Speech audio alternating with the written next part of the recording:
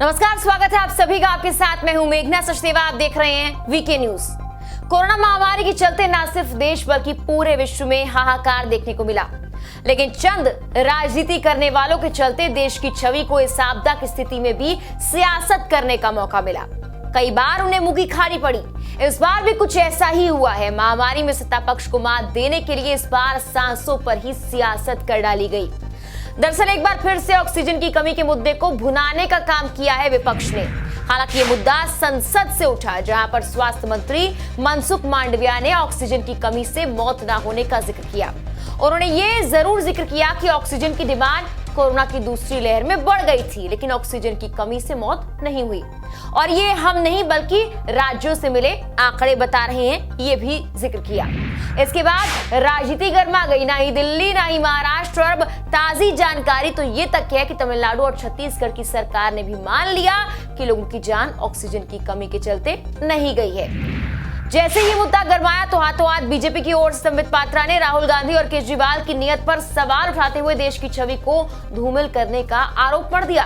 संबित ने कहा कि चाहे महामारी, चाहे वैक्सीन का विषय हो, हर विषय में झूठ बोलना, हर विषय में भ्रम फैलाना और हर विषय में लोगों को बरगलाना, ये राहुल गांधी जी ने एक ट्विटर ट्रोल के रूप में काम करते हुए किया है।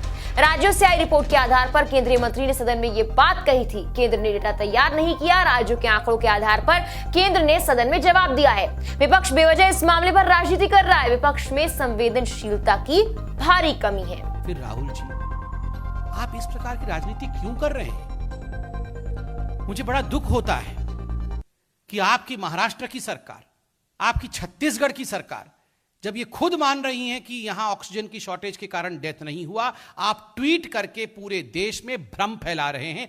इनसे सवाल पूछिए आप राहुल गांधी से, सवाल पूछिए आप अरविंद केजरीवाल जी से कि आप अपने अपने हाईकोर्ट में तो कुछ कहते हैं, मगर आके टीवी के सामने और ट्विटर में कुछ और कहते हैं।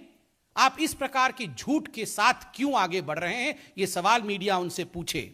किंतु मुझे आज कहते हुए दुख हो रहा है कि वायरस के कारण तो दुख हुआ ही है, मगर कांग्रेस पार्टी के कारण, कांग्रेस के भ्रम के कारण, कांग्रेस के कंफ्यूजन के कारण भी दुख हुआ है। उसके कारण भी लोगों को कष्ट हुआ है। यानी कुल मिलाकर क्या ये माना जाए कि ऑक्सीजन की कमी के चलते नहीं बल्कि नेताओं की इच्छा शक्ति के कारण भी लोगों की जान चली गई?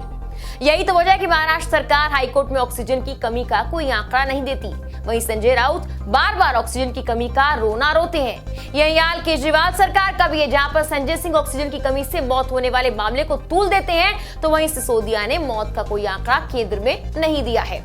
और ऊपर से राहुल गांधी है जो कांग्रेस शासित प्रदेशों के आंकड़ों को पढ़े समझे बिना ही केंद्र सरकार को घेरने में लग जाते हैं। सवाल फिर वही, आखिरकार इस भयावह महामारी में भी क्यों लाशों पर सियासत करने में जुटा है विपक्ष? आप इसको लेकर क्या सोचते हैं? जो भी आपकी राय है वो हमें जरूर बताएं। फिलहाल के लिए इतना ही। नमस्कार।